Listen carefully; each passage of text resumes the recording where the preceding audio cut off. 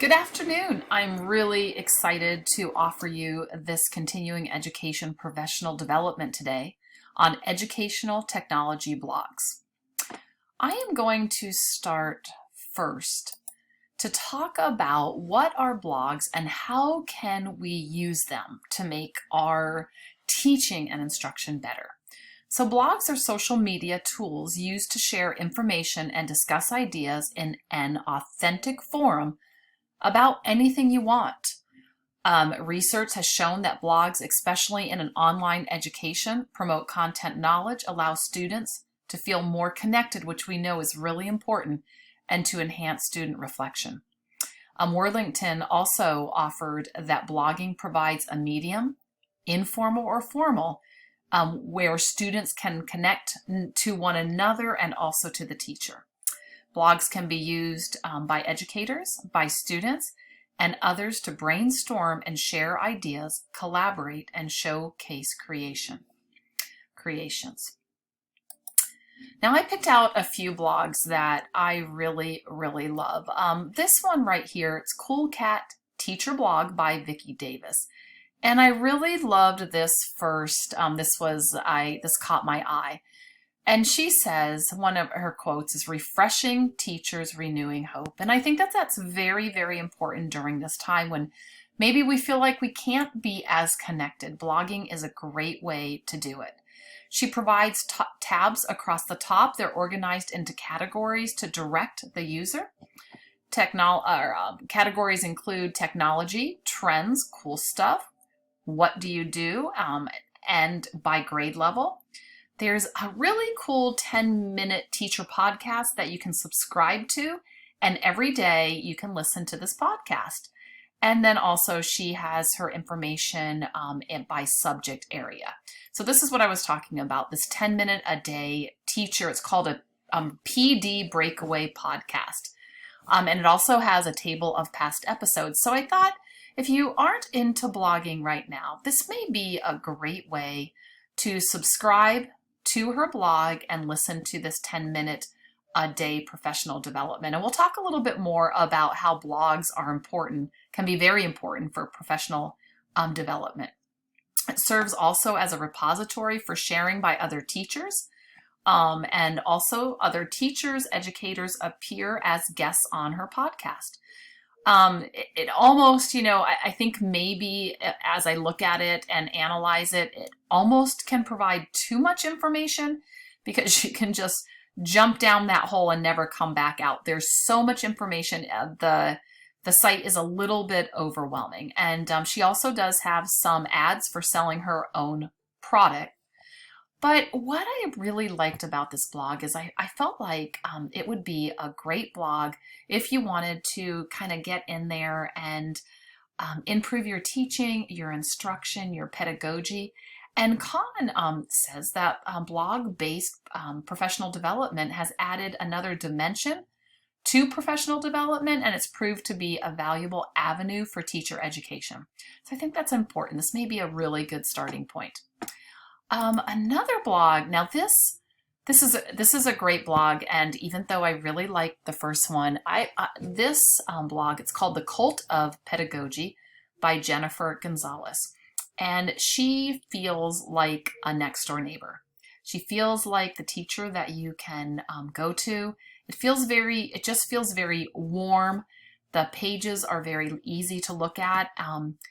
And she organizes her content, I think this is interesting, into craft, instruction, classroom management, technology. And then there's a spot where you can go deeper, learning theory, leadership, career, professional development, some book reviews, and other hot topics. And this especially caught my eye, this teacher soul. It's about attitude adjustments, working together. And then she also has, I put a link on here and I'll absolutely share these slides with you.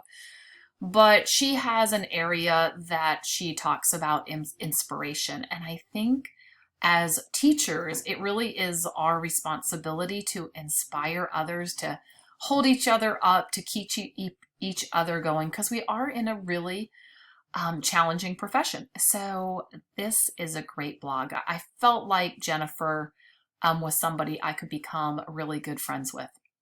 You can browse by topics, and you can also, all of the topics are posted and you can listen to them by a podcast. The blogs provide social interaction, and this is by Jolly and Matthews 2017. But Jolly and Matthews say that blogs provide social interaction with other professionals. And this is really what caught me on this blog, is that we really need to share with each other. It gave me, as I was interacting with this blog, this sense of community. Also is a place, an avenue to journal important events. Maybe there's something that's happening in your life and you want others to know about it.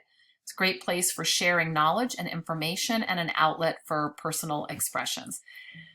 You will see when you go to this blog that this blog just does provide that social interaction with other professionals. I'm going to go to my third and final blog that I'm going to be talking about today. And this particular blog is by Kathleen Morris. It talks about how to teach digital citizenship through blogging. Now, the first two blogs I talked a lot about what blogging does for teachers, professional development and support. But we have to remember with our kids are social beings, and they also want to interact with other students. So blogging is a great place to do it. But we need to be aware as teachers that we must teach digital citizenship through blogging. Morris in 2018 recommended blogging as a great way to teach digital citizenship by actually blogging. Digital citizenship, it's an overarching term used to explain how to keep children safe online, how to be productive online, and how to demonstrate ethical and responsible behavior online. That's really what we want to teach our kids. As educators, our social responsibility, we've got to guide our students through the use of technology and the internet. It's not easy, and there's a lot of places that they can really get in trouble. If I go back to Morris in 2018, Morris stated that digital citizenship education should be ongoing and it should be authentic. This is a great place to use a blog. Blogs are very authentic. Should begin also as soon as children are using the internet. Blogging is a great avenue for our students to practice this digital citizenship in a safe space.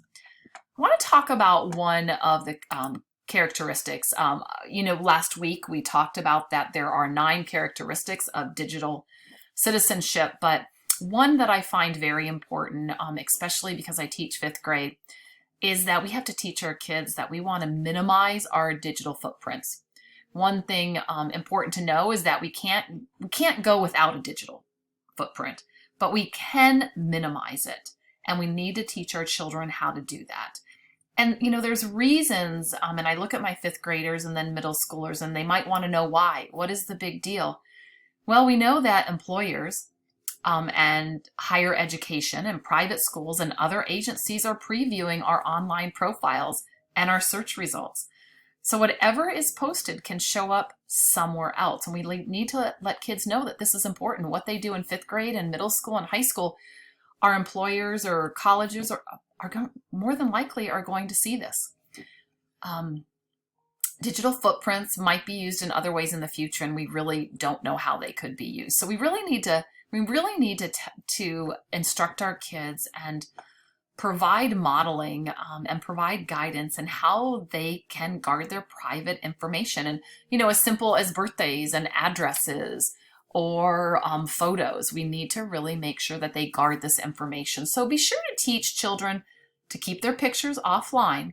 And Gleason and Von Gillerin in 2018 recommended the use of social media curriculum to support teaching digital citizenship in and out of school, and blogging is a great place to do that. I added at the end, and as I said, I'm going to share this with you, but I have a list of references and then links to them. I have the blogs and I have the references for the articles that I referred to. As I said, I will share this with you on Google, and I really look forward to working with you on blogging as a professional development, as a way to connect with other teachers, and as a way to teach our children digital citizenship. All right, until next time, bye-bye.